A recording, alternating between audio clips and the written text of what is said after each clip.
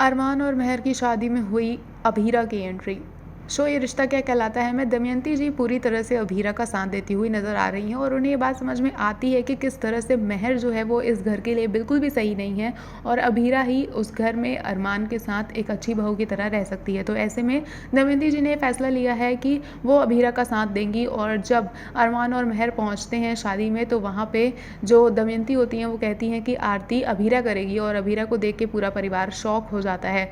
वहाँ पे अब हम ये भी देखने वाले हैं कि किस तरह से अभीरा अपने प्लान को एग्जीक्यूट करती हुई नजर आने वाली है और मेहर की सच्चाई पूरे परिवार के सामने लाने वाली है। वहीं अगर हम बात करें मेहर की, तो मेहर काफ़ी ज़्यादा अब गुस्से में आ चुकी है और वो कुछ तो बड़ा प्लान कर रही है। वहीं मायरा जो है वो काफ़ी ज़्यादा मुक्ति को मिस करती हुई नजर आ रही है। वो हॉस्टल तो छोड़ के चली आती है और मुक्ति उसे रोकती रह जाती है। वहीं पर अरमान भी मुक्ति से कहता है कि मुझे आपसे कोई बात नहीं करनी है बेटा, सच बताने की जिम्मेदारी तो अभीरा की थी। ऐसे में अब मुक्ति को सारा सच तो पता चल चुका है और वो अपनी मम्मा का साथ दे रही है।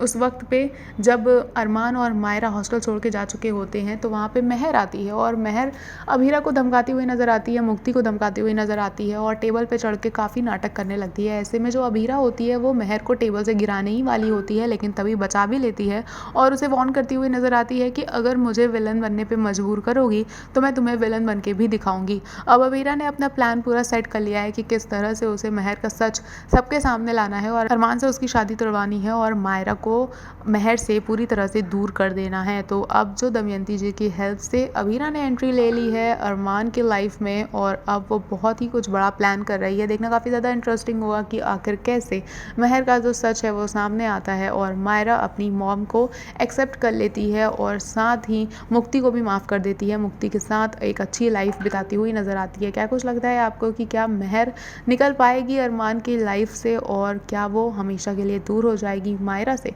हमें कमेंट करके ज़रूर बताएं। ऐसी ही अपडेट्स के लिए जुड़े रहें हमारे चैनल के साथ।